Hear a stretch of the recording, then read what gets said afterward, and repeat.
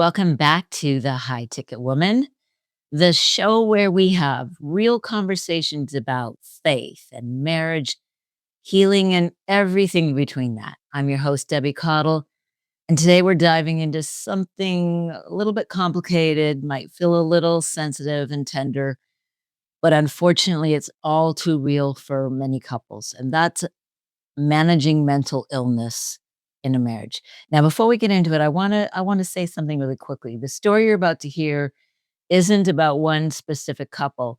Rather, it's a composite. It's a reflection of, quite frankly, the many courageous clients I've had the privilege of walking alongside over the past 3 decades. So these are real patterns, real struggles, and real turning points. But obviously, I've changed names and some details to protect privacy and to honor these couples' stories with dignity. So, with that said, I want to introduce you to Mason and Claire. Claire met Mason at a church Bible study.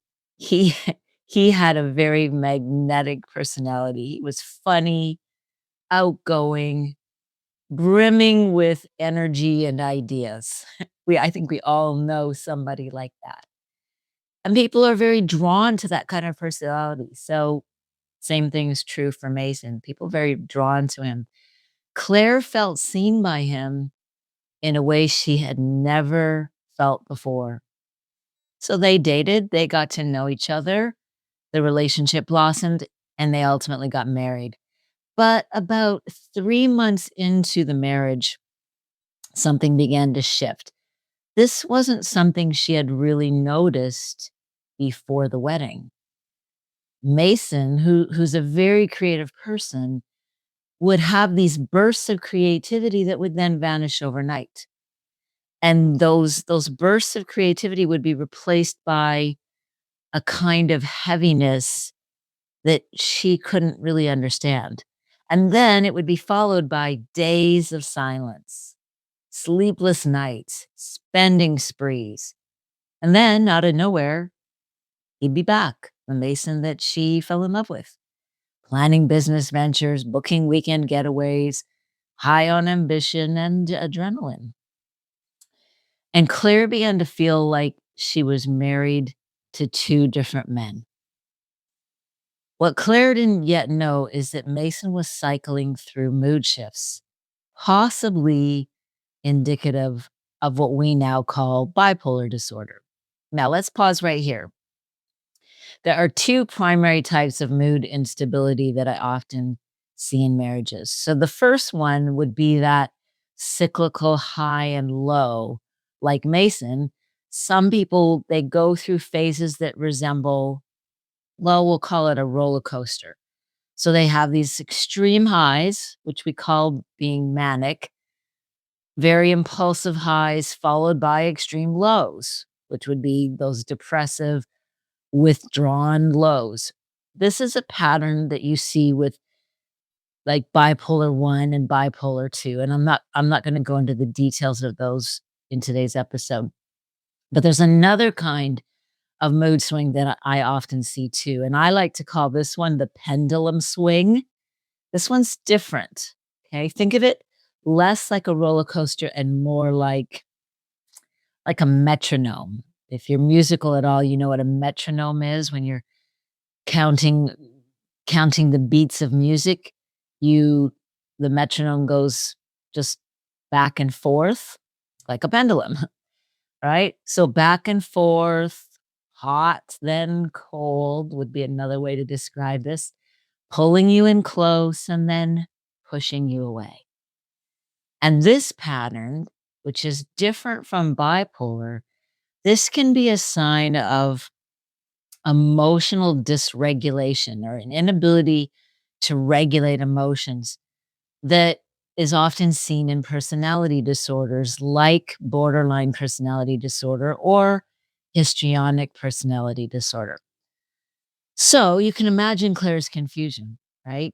Here she's tried everything. She's wondering, who have I married? This isn't the man that I fell in love with. She's tried encouraging, encouraging Mason to get help. She's asked if they can pray together. She's tried to incorporate more connection time, more date nights, getting therapy, but nothing seems to steady these emotional shifts. So sometimes Mason is the most affectionate partner she can imagine, and other times he's accusing her of abandoning him just because she needs time alone to think. So she feels like she's constantly managing his emotions. Think walking on eggshells. Okay, that's a perfect metaphor for this, what we're now describing, this sort of pendulum swinging back and forth, because she's trying to tiptoe around these moods and prevent the next outburst. She doesn't know when it's coming. It's very random. And then along with this, there's this shame spiral. So she's hearing things from Mason that make her go, well, maybe I'm the problem. If I were more loving or more patient, maybe he wouldn't react this way. Well, obviously, this isn't just women experiencing this in their marriage. Many men have experienced this as well. Claire's story is relevant to both genders, and this is where many intelligent, high achieving, faith driven people can often find themselves in their marriage. So, if this is you, whether it's the roller coaster up and downs or the pendulum back and forth, you're not imagining things. And no, this isn't just normal marriage stuff. It can feel that way sometimes. If you're not talking about it with anyone, if your spouse has done a really good job at making you feel like you're to blame, you're the guilty one, then who are you going to talk to? You're already absorbing that blame and that shame. So you're not necessarily going to go to anyone and open up about this. And when someone's emotional state is dictating the climate of the entire relationship, well, now the person on the receiving end of that is in survival mode, right? That's not a partnership. So if you're in this place in your marriage, let me be really clear, okay? You can feel compassion towards your spouse. You can wonder what's wrong. You can do your best to try to be helpful. But that's not the same. Being empathetic, being understanding, being compassionate is not the same as losing yourself in the marriage, which is what I often see. Now, I want to fast forward a bit because I want to give you some hope. So back to Claire. Claire also began to recognize another pattern. So yeah, before we get to the hope, it gets a little worse.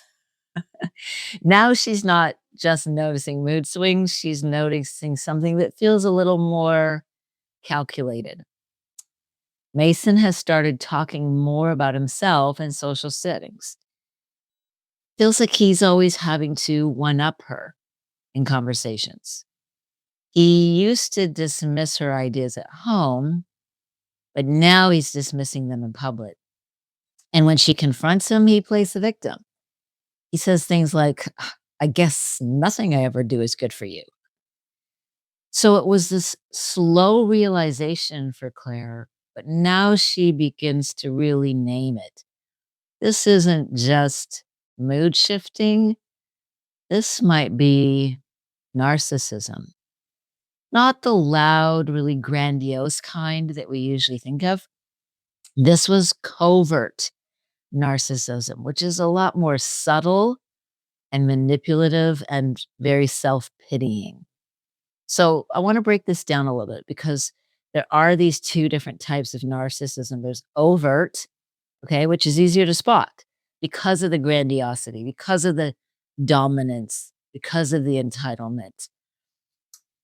When you see overt narcissism, you might even see someone saying, yeah, I know I'm selfish and my needs come first.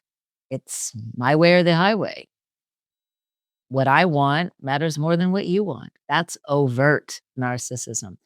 But covert narcissism can hide behind false humility. It tends to be more passive aggressive.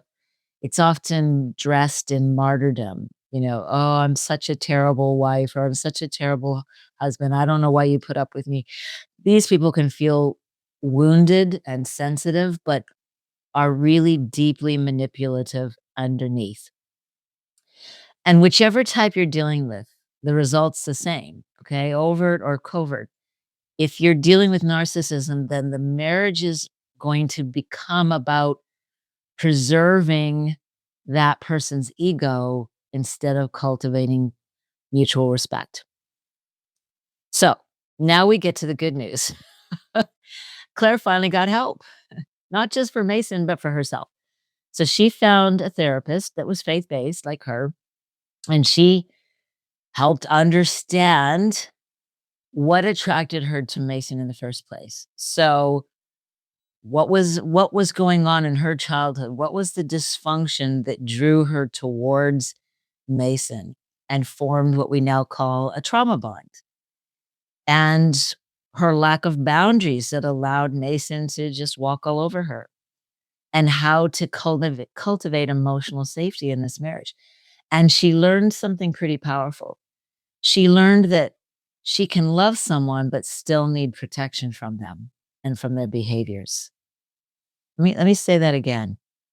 You can love someone but still need protection from their behaviors.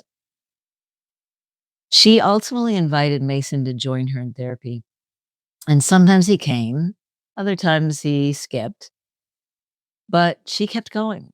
She kept working on herself, and she started journaling about what was going on, what was real, as opposed to the gaslighting. We've not talked about gaslighting, but gaslighting is a deliberate attempt on someone's part to flip the narrative, to get you to believe a false reality. Gaslighting is not just having a different opinion and telling you that your opinion is wrong. That's not gaslighting, okay? Gaslighting is something far more deliberate and manipulative. So she started journaling about what was real and what was fake, not just what she was feeling inside, not just her emotional perspective or what she was hoping for, but what was actually happening in the marriage. And little by little, she stopped letting her emotions be dictated by Mason's moods. She stopped chasing that emotional stability in someone who wasn't capable of giving it to her. Now, did Claire stay with Mason? Well, because this is a composite of multiple situations. In some scenarios, yes, and in some scenarios, no. And that's just the honest truth of it. But here's the bottom line: mental illness doesn't make someone unlovable. And there are lots of other types of mental illness that we haven't talked about today. I'm just focusing on the mood swings and the narcissism because these ones pop up a lot for me in working with couples. So, whether you're dealing with the cycle of highs and lows or the pendulum swinging, I don't want you to ignore what your body recognizes, what your heart knows, and what your emotions are telling you. Get help, get support, name what's really going on. And a lot of times that requires a professional to help you do that. You need to be anchored in what's true, what's real. Because in marriage, yes, we're called to bear each other's burdens in sickness and in health, right? But that doesn't mean you have to be buried under those burdens. You don't have to lose yourself in that. If Claire's story resonates with you, if it stirred something in you because you recognize this is going on in your marriage, please reach out. You don't have to walk this alone. Don't try to walk this alone. I've seen too many people end up in therapy after the marriage is over and they're now divorced and they're trying to figure out what happened. They're picking up the pieces of their own self-worth because their spouse or ex-spouse did such a amazing job of shattering that self-worth. It doesn't have to be that way. There are specific things that you can do and still choose this marriage. And that's why I designed Marriage in Bloom. It's a program, a 6-month intensive marriage program to help you navigate some of this emotional complexity and to do it with honesty, clarity, faith, and practical tools. If you know that your marriage needs this, if you know you need this, whether or not you think your spouse or you for that matter are dealing with bipolar or personality disorder or narcissism, sometimes these things show up in milder versions, not the full-blown disorder. But if that's you, if you have this, or you're married to someone who has this and you're carrying the weight of that, I'm here to help you rebuild that. Okay. So please stop trying to do this alone. Just go to my website, debbiecaudle.com. There's lots of different ways to get a hold of me. My phone number's there. And let's have a conversation. Doesn't cost you a thing. Okay, that's it for this week. Thank you for showing up. Thank you for listening. It means a lot to me. And please leave a review. Let me know what you want to hear. Let me know what you need, and let me know what you think about what you are hearing. So until next time, until next week, always remember you don't have to be perfect, okay? But you do have to be teachable. I'll see you soon.